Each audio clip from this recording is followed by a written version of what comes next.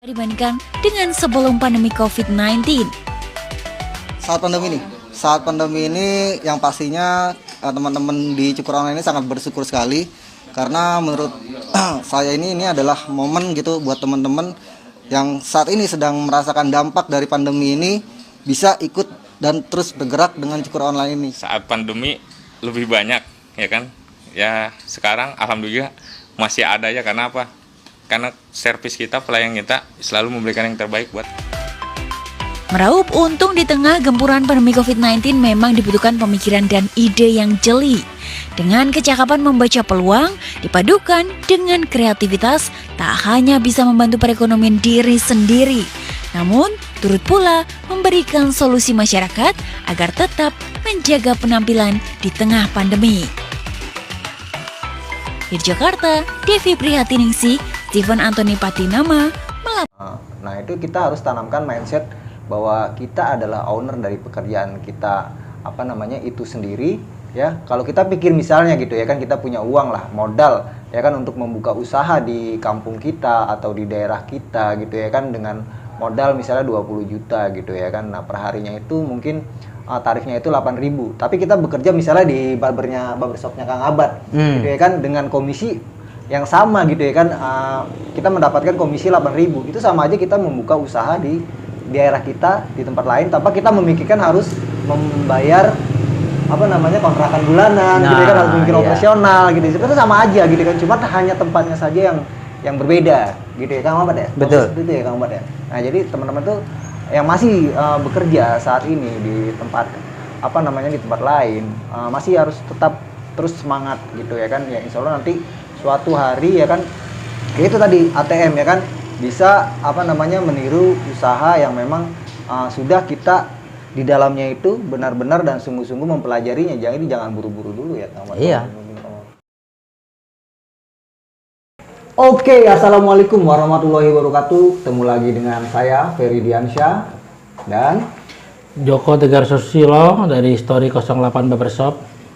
dari Story 08 Barbershop. Ya, buat teman-teman di manapun berada ya, kali ini kita kedatangan tamu yang sangat spesial sekali yaitu Bapak Joko dari Story 08 ya. Kita akan mengulik tip and tricksnya ya Pak Joko, bagaimana dia bangkit dari keterpurukannya ya, bagaimana dia mencari jalan ya untuk keluar dari lubang sempit itu ya Pak Joko.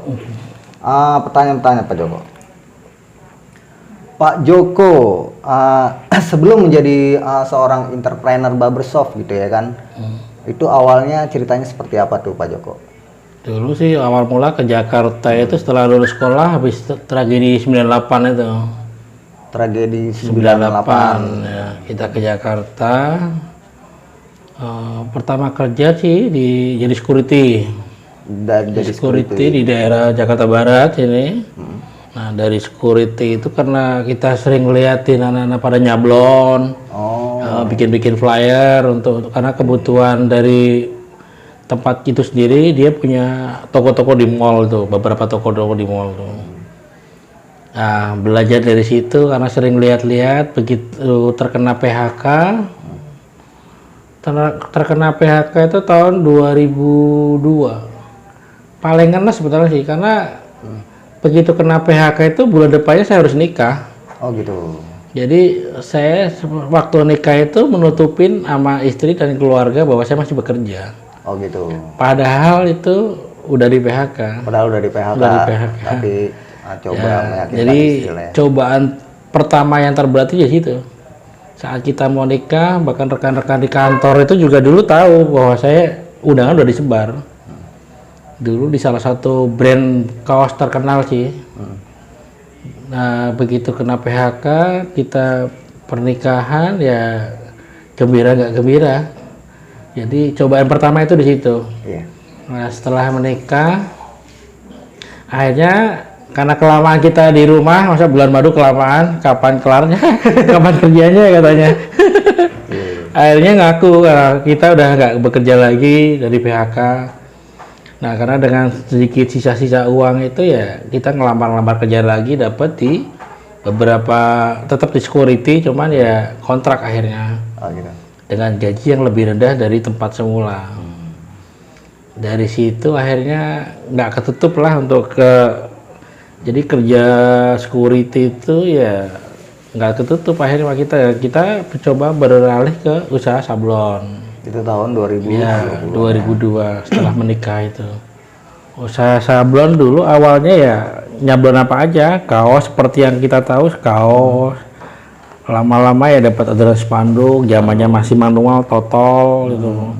Dulu jual spanduk itu ya masih per meter 20.000. Terus spanduk lama-lama karena kebutuhan kita lama-lama ya belajar desain juga dengan otodidak juga.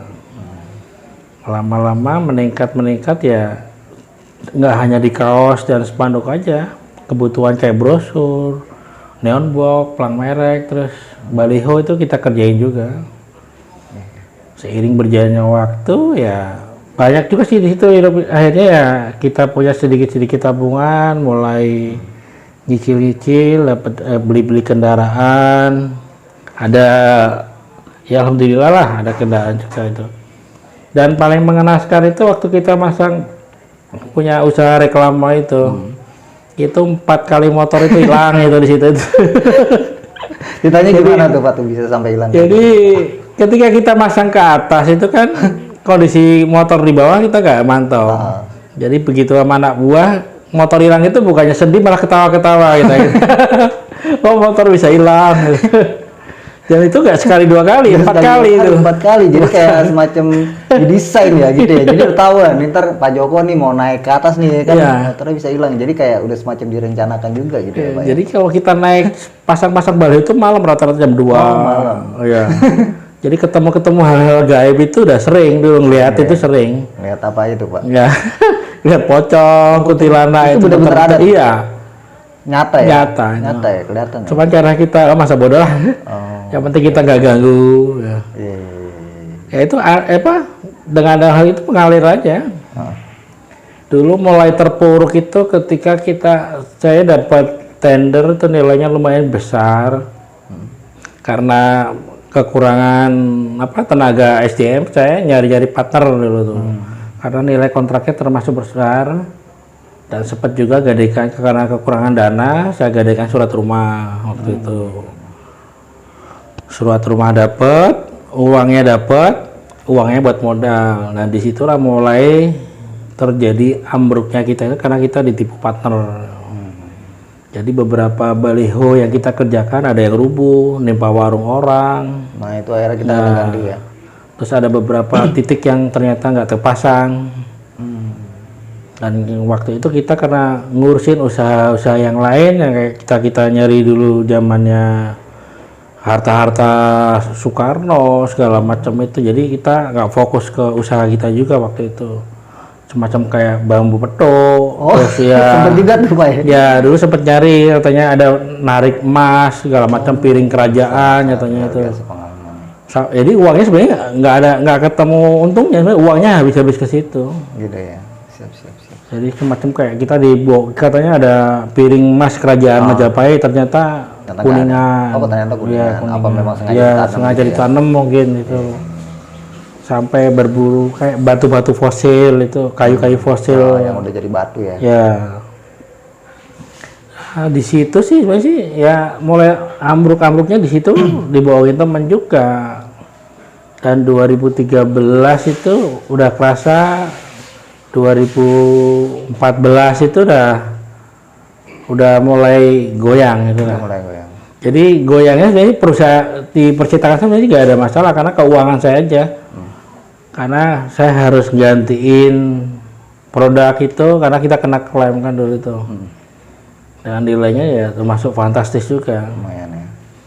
Nah di situ sempat ada sisa uang ya, alhamdulillah sempat kita selamatkan juga untuk bikin kos-kosan tuh waktu itu tuh. Untuk karena untuk anak-anak lah waktu itu untuk sekolah.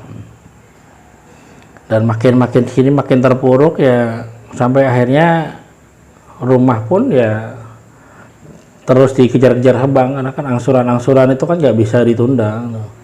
Jadi kalau terbelit ya. Iya. Utang-utang bank itu kan harus dibayar. Dan ya pokoknya gitu. Suka dukanya itu gitu. Tapi alhamdulillah kalau namanya orang Jawa mah masih syukur aja, alhamdulillah. Iya. Jadi Pak Joko itu mulai tertarik gitu ya kan di dalam dunia barber ini karena apa tuh Pak? Apa melihat apa namanya teman gitu atau tertarik dengan memang dunia barber ini sendiri gitu? Sebetulnya sih awalnya itu karena sering nongkrong di tempat cukur sih. Awalnya Iya. dekat rumah ya? Ya, karena begitu daripada di rumah liatin bacaan rumah dalam pengawasan bank. Jadi akhirnya Bukan kita dalam pengawasan kering ya. malaikat lagi ya? Ya, kita keluar dari rumah itu nongkrongnya di tempat-tempat cukur. Nah, dan dari tempat cukur itu lihat tukang cukurnya itu kayaknya enjoy. Apanya tuh? Orangnya itu menerima dengan hasil yang dia dapat. Oh gitu ya. Ketika ada tamu berbicara politik dia mengimbangin. Oh gitu. Ketika bicara ekonomi dia mengimbangin. Jadi kayaknya relax aja hidupnya itu. Nggak ada beban. Udah ada beban. Ya, padahal ada beban. Jadi lama-lama ya belajar nyukur nyukur di daerah Peta Selatan itu sih. Secara otodidak? Ya, secara otodidak. Di Peta Jadi Selatan? ngikuti di tempat dia. Oh ngikut. Hanya otodidak dan lama-lama dikasih nyoba. Ya beberapa kali pitak juga. Nah dari situ terus lihat acara di TV tuh waktu itu ada acara dekat itu tuh. Nah Indonesia ya, yang pertama ya. ya jadi di situ kayaknya wah ini kalau ternyata usaha gini bagus juga nih, belum pernah lihat nih ya. Sedangkan waktu itu ya tukang cukur, gue sih karena kita ke tukang cukur itu kan masih belum mantap lah waktu itu. Jadi waktu itu ada tawaran dari teman untuk biar dapat uang cepat itu udah naik mobil online aja tadi ya. Narik online. Nah, lagi rame terus gimana mobilnya? Udah temen nanti isimnya kasih pinjam bagi hasil. Oh, mobil ya? Mobil ya. Bagi hasil atau setoran gitu per hari berapa. Dan karena kita nyoba sebulan, 2 bulan kok bagus ini. Awal-awal bagus nih. Ya. Karena satu hari itu ya bisa dapat uang itu kita bersih 800.000. Bersihnya tuh. Udah makan, udah bensin itu. Iya. Bahkan kadang-kadang ya lebih dari situ. Dan punya pengalaman pahit juga Nah, ya, Pak ya? benar ya. Apa tuh Pak? Coba boleh ceritain dong. Dan sebenarnya dalam narik taksi online ini paling pahit itu ya setelah saya pernah dirampok itu. Jadi sebelumnya itu naik taksi itu saya dapat tamu dari Gajah Mada tujuan ke Malang Batu waktu itu. Jauh juga. Iya, karena saldo kita masih gede. Di situ sih tarifnya 6,2 tuh. Emang sebelumnya kita pernah ke Bandung, ke Cirebon tuh nggak ada masalah. Ke Malang sampai juga Iya, aplikasi itu. Yang penting saldonya cukup. Cuman dulu waktu itu sih nganter bisa, cuman di tempat tujuan tuh nggak bisa dapat order. Oh gitu. Iya. Kayak ke Bandung atau biasanya kalau kita nongkrongnya di rumah sakit itu biasanya jauh-jauh. Nah, itu dapat itu keluarga pasien itu kalau ke Bandung, Tasik atau ke daerah Cirebon tuh sering. Nah, kita aman itu di situ. Nah, waktu itu dapat taksi online itu lewat aplikasi tarifnya segitu. 6,2. Ya, terus karena kita tergiur dan sekalian pulang kampung lah. Oh gitu. Kampung di mana? Ya, Pak? di Batang sih, Pekalongan. Oh, di Pekalongan. Ya di sana itu lah pikiran kita karena saat kita dapat orderan 1 kali bisa buat istirahat nih seminggu istilahnya. Ternyata ya itu tinggal harapan. Cuman ya itu begitu mobil hilang itu kita kok nggak merasa sedih atau gimana itu. Jadi ibarat kata gara-gara mobil hilang itu saya bisa naik pesawat. Kenapa tuh? Ya karena ada yang ngongkosin. Sama orang dikasih. Iya, dikasih. Ada ya donatur yang baik hati gitu loh. Udah pulang aja ke rumah gitu. Jadi ya itu kita itu kayak kalau lihat itu ini orang kehilangan mobil tapi kok biasa aja gitu. Cuman alhamdulillah waktu itu sih HP itu masih ada. Jadi jadi masih bisa kita masih bisa komunikasi, nyari-nyari bantuan siapa teman-teman terdekat. Dulu dari kekompakan driver online itu sih dulu masih bagus. Masih bagus. Ada yang mengarahkan, di Surabaya ketemu ini aja nih komunitas ini. Nah di sana sih sempat 4 hari luntang-lantung juga, jadi nunggu laporan kehilangan dari kepolisian itu. Nah akhirnya tuh ada ketemu teman lama tuh, teman sekolah juga tuh. Nah kebetulan waktu saya chat dia itu dia baru balik ke Jakarta katanya. Nah, dia sempat transfer uang untuk naik pesawat. Udah pulang aja kata dia. Nah itu kita pertama kali naik pesawat itu ya dibilang gembira ya gembira. Kok hilang mobil dapat pesawat. Iya. Jadi begitu tiba di Jakarta itu saya itu kayak pahlawan. Teman-teman driver online itu pada jemput itu. Bahkan mereka sempat ngawal pulang ke rumah. Sempat patungan dapat kumpulan duit itu ya lumayan banyak juga waktu itu. Rasa empati mereka itu ada. Iya. Itu mobil punya siapa tuh Pak? Mobil kita nyicil. Masih cicilan. Masih cicilan, ya. Jadi kan begitu ada surat kehilangan itu kan akhirnya kita loss. Ya mungkin loss, tapi selama 3 bulan itu kan saya merasa kayak diintai. Jadi kok mobil gampang amat hilang, kok kita nggak kenapa gitu. Nah dari situ sambil nungguin mau ngapain lagi, mau nyupir udah nggak bisa. Nah sempat beberapa kali ya akhirnya kerja juga sama itu jadi supir pribadi. Supir pribadi lah. Nah, ternyata jadi supir pribadi itu nggak enak, berangkatnya habis subuh, pulangnya malam, ya, tiap hari begitu aja. Dan upahnya pun ya seberapa. Itu udah nikah loh ya? Ya udah nikah kita. Nah, terus berjalannya waktu akhirnya kita kembali lagi ke tempat tukang cukur temen. Balik lagi. Nah, di situ diledekin sama dia. Giliran udah susah aja balik lagi. Santai bro gitu. Nah, disitulah akhirnya beberapa kali di situ terus karena tertarik di situ dia juga ngebilang itu ada lowongan tuh di barber, coba nyari di barber. Coba ngetes ilmunya sampai di mana, keahliannya sampai di mana. Nah, waktu itu ya sempat ke daerah Tangerang itu di salah satu barber juga. Iya. Di situ dengan digaji juga ya kita nyoba juga di situ. Nah, ternyata ya nggak bertahan lama. Cuma hitungan hari kita di PHK. Baru kerja berapa hari udah di PHK karena sering telat. Oh, sering telat. Dan paginya saya harus ngojek dulu ya. Oke. Untuk menutupi ya cicilan bank itu. Oke. Cicilan bank lumayan gede juga sih soalnya waktu itu. Besar, Ya habis dari situ kebetulan dikasih kepercayaan sama ada salah satu barber di daerah Polres itu. Ngasih kepercayaan kalau mau nungguin barber sini ya nggak apa-apa. Oke. Nah disitulah mulai belajar barber dan mulai menyenangin barber. Nah, sesekali dulu lihat acara-acara barber itu ya kumpulannya orang-orang barber tuh waktu itu di tempatnya Rudy itu. Rudi. Iya, kalau nggak salah. Iya, di sana ada keren, gaya apa ya? Iya, gaya keren itu dulu. Dulu tuh kan ada Bang Hendra juga di situ, ada Paruge juga di situ. Jadi ya begitu ada event-event itu ya kita datang situ pengen tahu lebih dalam tentang barber. Nah di situ sempat 3 kali sih ada 3 kali atau 4 kali lah dulu tuh di situ. Kayak keren ya. Ya gaya keren itu di situ. Jadi tiap bulan sekali mereka pasti ada. Mulai kenal sama Kang Awang, mulai kenal sama si Asep, ya itu di situ. Oke. Ada Babe juga di situ. Nah, ini Pak Joko gitu ya kan.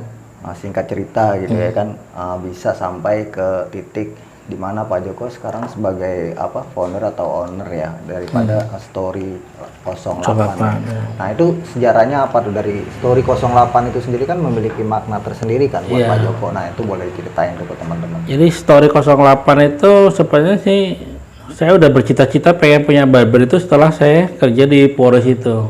Nah, di Polres itu saya kerja target paling 1 tahun dari sini saya harus punya barber sendiri. Harus buka. Nah, cuman waktu itu kan masih utang bank kita juga masih banyak, jadi ya bagaimana pokoknya yang penting utangnya lunas dulu gitu. Oke. Nah, singkat cerita kita ketemu sama tim-timnya salah satu ustadz terkenal juga. Jadi mereka cukur rambut sambil ya namanya biasanya kita curhat lah. Mereka curhat, kita juga curhat punya pengalaman-pengalaman pahit gitu. Ya mereka menyarankan tentang adanya magnet rezeki, sedekah-sedekah brutal. Bagaimana Allah mau ngasih rezeki tak terduga kalau kita juga nggak mengagetkan orang lain. Ya di situ sambil kita praktekkan juga. Nah, alhamdulillah sih, alam sih ya. Ada beberapa klien-klien yang tadinya teman-teman yang punya hutang tiba-tiba ngasih, masih utang. Atau beberapa ex customer yang dulu waktu kita main reklame tiba-tiba ngontak lagi, gitu. Ngasih kerjaan bisa nggak? Alhamdulillah sih tahun 2018 itu ya hutang bank saya lunas itu. Gitu. Alhamdulillah ya. Nah setelah itu saya punya keyakinan udahlah buka barber sendiri. Jadi awal story 08 itu tahun berapa tuh Pak Joko? Story 08 itu 2018 pas ulang tahun saya sih bulan Mei 2018. 2018. Nah, tadi kita kembali lagi ke story 08 itu apa kan story itu kan kisah ya. Cerita ya. Kenapa 08 gitu Pak? Sebetulnya story itu sebenarnya sih nggak nyangka. Jadi dari ibarat kata dari kena musibah kok saya jadi larinya ke barber. Larinya ke barber gitu ya. Jadi saya pengen punya cerita bahwa ya itu sesuatu keinginan kita, tujuan kita itu kita nggak pernah cita-citakan, mengalir aja itu. Mengalir dan berjalan. Makanya saya namakan story. Jadi cerita-cerita saya sebetulnya sih. Nah angka 08 itu mesti ketika saya di barber saya pengen mendekati yang terbaik. Jadi 08 itu mendekati 9. Jadi ketika masih di angka 6 ya belum puas, harus mendekati yang ke 9. Kalau terlalu 9 kan terlalu sempurna karena kita takutnya kita sombong. Ya, jadi kita mendekati yang kesempurnaan itu. Nah, ya, 2018 dan 2019 ketika saya mulai terpikirkan lagi ketika saya ikut kuliah itu, ikut kuliah di teman-teman entrepreneur university. Dari situ mengajarkan nggak boleh pakai dana bank, nggak boleh pakai. Jadi gimana cara mengembangkan usaha kalau nggak pakai dana bank? Ya mereka mengajarkan ada sistem patungan, atau pakai dana orang lain dengan sistem sirkah dan segala macam itu. Nah akhirnya ya ilmu yang kita pelajari di situ komunitas itu ya akhirnya kita terapkan, kita coba dah. Karena dengan keterbatasan kita sendiri pun ya akhirnya ya kita cobalah dengan connect kita dengan apa yang kita pelajari di situ. Mencoba mencari, nah di situ pun nggak masih buntu kan untuk cari customer, cari investor itu seperti apa. Nah begitu ada anniversary salah satu komunitas barber di Bogor itu saya dapat buku itu, barbershop undercover itu. Setelah saya baca-baca di situ tuh saya mulai terinspirasi ini gimana cara mengembangkan barber di sini. Nah, tapi itu story 08 itu udah ada. Coba kan begitu pengembangannya itu terpikirnya setelah ya itu ikut itu. Cuman caranya gimana ini, legalitasnya gimana, ini ya gimana. Jadi ibarat kata kayak saya harus nanya kemana nih orang yang tepat itu. Karena waktu itu rujukannya hanya di buku itu, jadi berangkat. Ya saya ke Solo itu belajar ke Solo. Nah ke Solo ya belajar juga ternyata ternyata seperti ini. Jadi kan nggak puas sekali, nyoba lagi 2 kali. Ya karena memang kita nggak punya dana, ibarat kata uang yang ada kita putar, masih ada cicilan bankan waktu itu. Karena mengambil yang itu buat modal itu. Nah singkat cerita ya dapat ilmu dari sana, pengetahuan itu ya kita terapkan di sini. Mulai bikin proposal, dengan kemampuan kita yang ada, kita ya akhirnya ya tabungan kita nggak kumpul-kumpul jadinya. Ya, kepake buat itu, ada acara seminar kita ikut, gimana cara pengembangan ini, ada komunitas kopdar dari apa kita ikut, Oke. komunitas usaha itu kita ikut. Iya. Ya waktu itu dapat satu di daerah dekat Baber kita juga. Di situ awal mulanya pecah telur, tapi ternyata di situ nggak pecah telur juga. Memakai brand kita, nggak kita kasih royalti, yang penting ada dulu nih. Oh. Nah, kita bikin merek-merek, kita kasih harga sekian, ternyata mereka meleset. Nah ya udahlah, itu buat pengalaman aja, yang penting udah mendekati pecah telur. Iya. Nah nggak lama dari situ ada lagi calon investor yang kedua. Nah dari situ sih mulai belajar. Pertama kita kasih harga sih ya 70 juta. 70 Ternyata juta ngepres untuk, sih. satu paket Satu gitu ya? satu outlet itu. Ternyata daerah ngepres juga udah 70 juta. Oh, untuk di apa namanya di pengadaan barang ya? Pengadaan Di barang, pengadaan dekorasi. dekorasi, ternyata Iya. ngepres. Karena kan SDM waktu itu kan untuk sekolah-sekolah barber kan kayak gini belum ada, istilahnya masih jarang. Jadi kita hanya ngambil dari beberapa rekan, terus ntar kita ngasih ibarat kata royalti gitu, Atau ganti uang pembelajaran pendidikan. Yang penting ada SDM-nya dulu. Dapat yang kedua, dapat lagi yang ketiga. Sejak Ya. pulang dari Solo itu. Jalannya dipermudah ke situ. Oke. Karena udah tahu polanya kali. Ya, udah tahu polanya. Dan ada salah satu barber juga dulu yang barber sirkah yang kita cobakan dulu. Oke. Jadi 1 juta bisa punya barber tuh waktu itu. Ternyata memanage orang banyak itu kan lebih susah. Ternyata pusing. Susah. Ternyata lebih enak ke satuan-satuan itu. Owner-owner satuan itu lebih enak.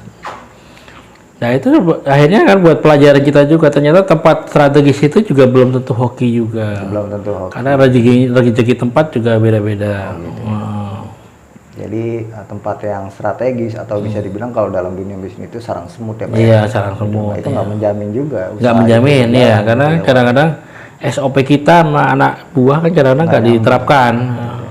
Ketika ada ya diterapkan, ketika kita nggak ada Mancing. nggak. Karena ya mungkin ya anak kapster itu nggak didikan kita, titipan soalnya kan mungkin. Jadi secara apa namanya kejiwaan atau itunya ikatan emosional kita kurang dekat, jadi hanya percayaannya. Oke. Sekarang udah berapa Pak dari Story 08 sendiri itu yang udah berapa? Ya, kalau sekarang sih yang story-nya aja ada 4 dan 1 barber sirkah, jadi semua ada 5. Ada 5. Ada 5. Ada 5. Jadi Story 08-nya itu ada 4, barber sirkanya ada 1. Ada 1 Itu dengan di mana nama. aja tuh? Kalau barber sirkahnya itu namanya The Jok gitu. Oh, The Jok. Iya. Itu di daerah mana ya? Di daerah dekat stasiun Sudimara Jombang Ciputat gitu. Oh, masih berjalan sampai sekarang. Masih berjalan. Untuk yang 4-nya sendiri gimana, boleh dikasih tahu ke teman? Yang gimana? Yang 4-nya ini? Yang 4 ini yang pertama yang ada di Parung Serap, ada di Celuduk Indah 2, ada di Pinang, dan di Pondok Aren itu. Oke.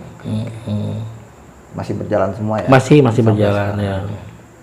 Nah, selama masa pandemi ini gimana sih Pak? Ada nggak sih ngaruhnya gitu ya kan dari segala omset atau segala macam? Untuk omset sangat ngaruh ya, karena kalau yang di tempat kita sendiri sih ya pasti ngaruh ya. Dari pusat aja 60% tuh berkurang, Turun ya? turun drastis. Itu pasti lah. Karena dulu itu kenapa dulu emosi untuk bikin barber, untuk ngajakin orang barber, karena di tempat saya sendiri omsetnya tuh per bulan bisa 30 juta Omset ya? omset.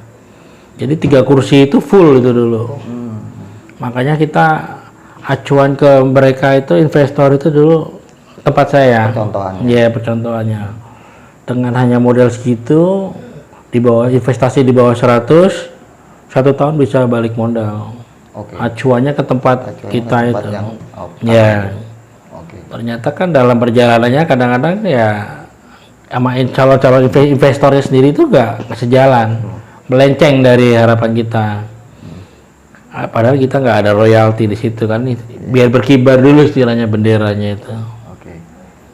Nah nih Pak, apa namanya yang penting ini, gimana Pak pada saat Pak Joko itu apa namanya melakukan apa namanya yang dinasehatin sama apa namanya ustadz gitu ya kan. Nah, itu ada nggak sih impactnya gitu? Kalau impactnya ada, yang saya rasakan sendiri ada. Jadi ya itu namanya manusiawi ya, ketika kita lagi keinginan itu ada, emang ya itu kita lakukan itu. Tapi ketika kita keinginannya udah tercapai ya kadang kita lupakan, udah lupa lagi, lalai lagi untuk melakukan itu. Kayak semacam sholat duha, sedekah-sedekahnya itu kita lupa lagi. Brutal, ya, brutal. Jadi untuk teman-teman juga jangan malas lah untuk bersedekah, jangan malas untuk berbuat kebaikan, karena kan kita nggak pernah tahu siapa yang akan berbuat baik sama kita. Bisa jadi dari orang lain Iya, ya balasannya. iya, Misalnya benar. kayak bapak berbuat baik sama saya yang nggak baik sama bapak, ya kan bisa jadi yang balasnya adalah orang lain. Iya, betul gitu. Gitu. Nah Pak, harapan kedepannya nih Pak ya kan buat generasi-generasi barber Indonesia gitu ya kan yang mungkin saat ini sedang belajar, sedang ngeriba ya, ngerintis barber gitu ya. Tanda kutip positif ya, ngerintis barber ya. Gitu ya kan, apa Pak? Kesan dan kesannya Bapak kan udah melewati semua itulah ya, gitu kan Pak. Untuk yang pemula yang ngerintis barber sih ini jalanin aja. Kalian kan yang menjalankan tahu sendiri rohnya barber itu kan di kalian di. Jadi kita melakukan pekerjaan itu ya dengan riang gembira. Anggap aja kita semacam lagi dengarkan musik gitu. Kita menikmatin aja. Kita jalanin hari ini, nggak usah mikirin hari esok. Jalanin aja terus. Kita punya tujuan, punya impian bagus. Tapi yang penting dia diimbangin, jangan males-malesan, motong ogah-ogahan, jangan terlalu mengejar materi. Untuk teman-teman yang baru memulai usaha barber ya tetap semangat. Untuk merintis itu memang perih, tapi itu akan menjadi cerita senang di kemudian hari nantinya. Seperti yang kita ketahui kan nggak semuanya kita dapat semua dari cara instan. Rata-rata orang-orang yang kita kenal pasti ada sejarah di belakang mereka sebelumnya. Jadi ketika kita udah di barber atau di pangkas rambut ataupun di salon dan pekerjaan apapun ya kita senangin aja, mengalir aja. Kita datang ke rumah, datang ke barber dengan semangat untuk keluarga. Bismillah, lillahi ta'ala, kita untuk menafkahi semuanya. Pekerjaan apapun akan terasa ringan kita ketika kita senang, membawa senang. Nah, setelah kita menjalani itu semua, nanti kita juga akan berpikiran sendiri akan kemana selanjutnya kita. Barber pangkas kita mau dibawa kemana? Kan nggak mungkin hari ini lebih jelek dari kemarin. Kita harus selalu optimis untuk ke depan. Siapa tahu kita baru punya satu, besok bisa punya dua. Yang penting jangan patah arang. Ajarkan kebaikan-kebaikan kepada anak-anak didik kita, atau kalau kita punya saudara, kita ajarkan barber. Kita motivasi mereka bahwa usaha ini juga bukan usaha kacang-kacangan atau agak boleh malu dengan usaha ini. Bahkan kalau kita lihat ada tarif barber termahal di Asia kan ada di sini juga. Jadi ketika kita senang aja, kita mau tarif berapapun, mau di lokasi manapun, senengin. Ketika kita mau naikin harga ya kita juga harus, tempat kita juga diperhatikan juga, jadi harganya kan ngimbangin.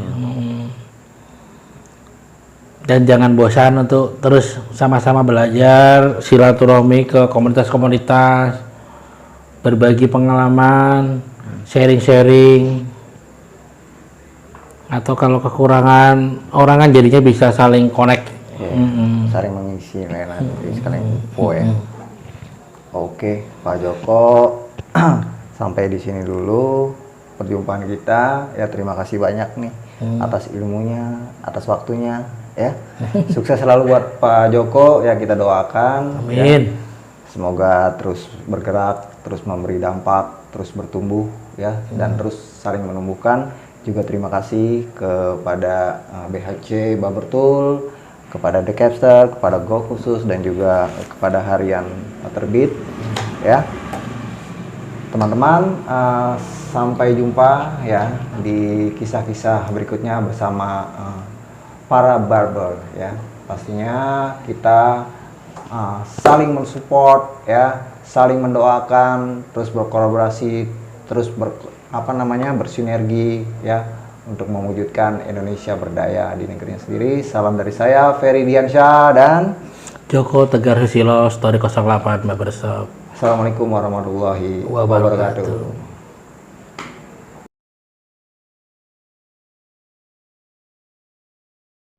Halo, assalamualaikum warahmatullahi wabarakatuh buat teman-teman Indonesia dimanapun berada ya. Go Kursus Indonesia membuka pendaftarannya ya di www.gokursus.com atau gokursus.com, atau bisa melalui admin Yaumul Ramdhani atau di kontak 082299664491 ya. Untuk lokasinya teman-teman bisa cek langsung di gokursus.com atau Instagram ya, gokursus.indonesia ya. Jadi buat teman-teman yang ingin mendaftarkan ya dirinya untuk kursus fundamental barber atau seni rambut seperti dreadlock, cornrow ya, dreadlock, dan seni rambut kepang lainnya, silakan saja ya melalui Instagram ya, gokursus.indonesia, atau website kami di gokursus.com. Salam sukses selalu untuk Anda semua. Jangan lupa daftar kursus di Go Kursus Indonesia.